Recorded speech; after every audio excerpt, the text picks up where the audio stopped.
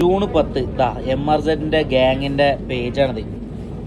ഇത് നോക്കുക ഞങ്ങൾ, ഇത്രയും പ്രശ്നം നടന്നിട്ട് പോലും MRZ Munu, MRZ Rambo, MRZ Shameer, എന്തുകൊണ്ട് ഇവരൊന്നും MRZ ജാസി ഇവരൊന്നും പേര് മാറ്റണില്ല?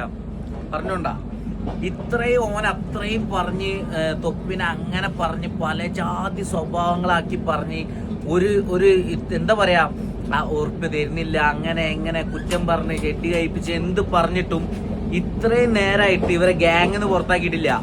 ഇത്രയും നേരമായിട്ട് ഇവരെ പേര് മാറ്റിയിട്ടില്ല. എന്തുകൊണ്ട് മാറ്റിയിട്ടില്ല? പറഞ്ഞോണ്ടാ എന്താവും? 3 അക്കൗണ്ടിൽ നിന്നായിരിക്കും ഇവർ ലൈവ് ഇടല്ലേ. അങ്ങനെ ഫസ്റ്റ് ഷമീറിന്റെ ഇട്ട്, തൊപ്പിന്റെ ഇട്ട്, ഇനി ചിലപ്പോ റാംബോന്റെ ഇടും. മനസ്സിലായ?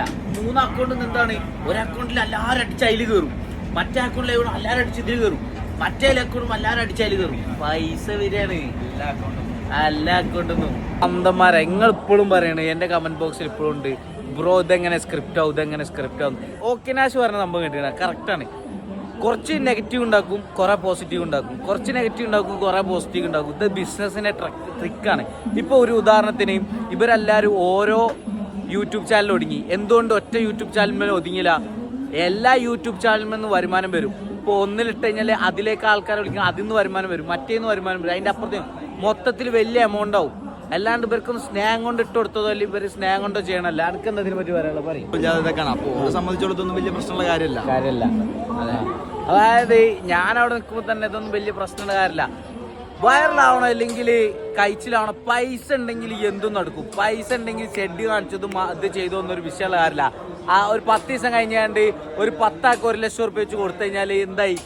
ഷമീർ നല്ല ആളാണ്, ഷമീർ വിചാരിച്ച മാതിരിയല്ല, അവൻ എങ്ങനെയും നടന്നോട്ടെ, ഷമീർ വേറെ ലെവലാണ്, കണ്ടില്ലേ, കഴിഞ്ഞ് ഇത്രേ ഉള്ളൂ. നിങ്ങളെപ്പോലുള്ള ആൾക്കാർ, നമ്മളെപ്പോലുള്ള ആൾക്കാർ ഇങ്ങനെ കാണും.